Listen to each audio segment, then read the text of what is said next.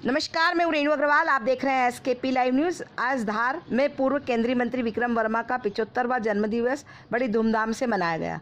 इस अवसर पर लोकसभा स्पीकर सुमित्रा महाजन, सांसद प्रवेश सिंह, सांसद सावित्री ठाकुर, कांग्रेस के उनके मित्र महेश जोशी, नीना वर्मा एवं उनका परिवार, बीजेपी के कार्यकर्ताओं ने उन्हें बधाई दी और केक काटा गया। इस अवसर पर स्पीकर सुमित्रा महाजन ने मंच से संबोधित किया। इसके पश्चात वे यहां से सर्किट हाउस पहुंची। उन्हें गॉर्ड ऑफ ऑनर दिया गया।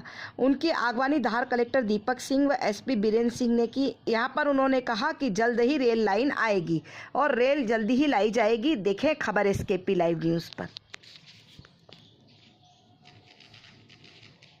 नमस्कार। यहाँ मेरे सामने एक टाइगर रखा है और विक्रम भी बोल रहे हैं टाइगर अभी जिंदा है।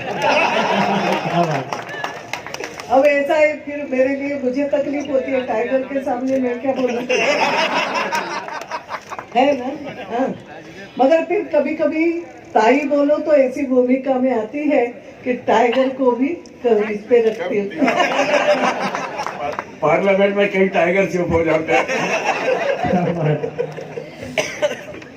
तो आज यहाँ पर सभी उपस्थित। अच्छा, तुम अपने लोकल गार्जियन को बुलाओ कि चल जा, कि कौन है कि महेश जोशी, फिर तेरे से बात करें। लोकल गार्जियन बात खड़ा हुआ, इसलिए हमारे लोकल गार्जियन ऐसे ही होते थे।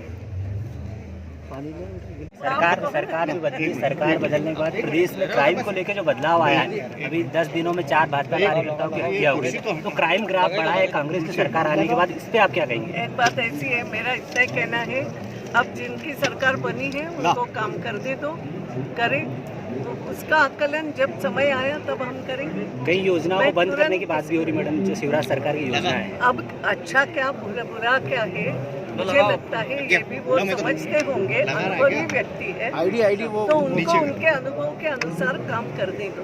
फिर हम देखेंगे, जनता बैठी है, हम देखेंगे, वो सब आकलन हम करेंगे फिर करते समय। क्या बीजेपी क्या मैडम 2014 के चुनाव को लेकर साइबर एक्सपर्ट ने जो आरोप लगाया है कि ईवीएम हैक की ये गई भी थी। मूर्खता है।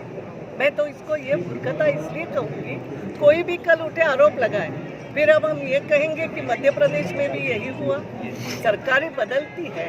हम ये जब देख रहे हैं कि चुनाव में ये भारत की विशेषता रही है कि चुनाव होता है और चुनाव होते हुए कभी ये जीतता है, कभी वो जीतता है, अलग अलग होती है ना, हार जीत होती रहती है। तो अगर एक कुछ ऐसा चले तो बाकी सब दूर नहीं दिखना चाहिए चित्र। तो आंध्र प्रदेश में क्या हुआ, लोकसभा के चुनाव में भी आंध्र प्रदेश में वही जीते हैं ना, तेलुगु देशम ज़्यादा जीते हैं। तमिलनाडु में क्या हुआ, AIADMK जीती है, कुछ सीटें DMK को मिली है।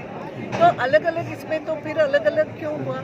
तो देखो ये बातें अब ठीक है, किसी भी कल कुछ भी बोले, मगर ये अगर कुछ होता है तो चुनाव आयोग को देखना है ना, पार्टी थोड़ी देखती है ये चीज। मैडम कई इसलिए मैं ऐसी बातों में नहीं पड़ती और जनता भी इसको समझती है।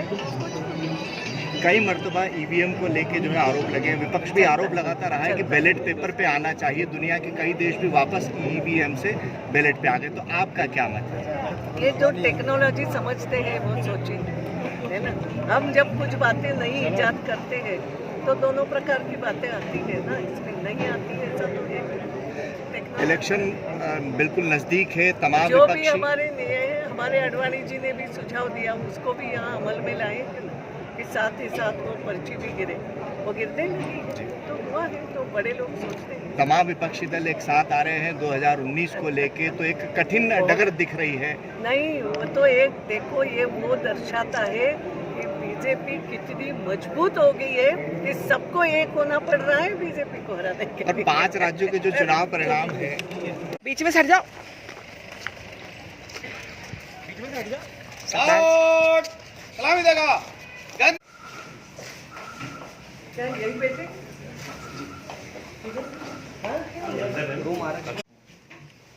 चले फिर तो आप बिना कुछ खाए पिए जाएंगे? नहीं चाय चाय नहीं तो अब ये ले आके आया तो एयरपोर्ट से मेरा तो टके करी और करा ना मार्कर, ऐसा तो नहीं है। तो मैं केवल इंदौर के लिए नहीं काम करती, नहीं ये इंदौर उसी प्रकार इंदौर दाहोद के लिए भी लगी हुई हूँ। अभी टीही तक शायद रेल आ भी गई।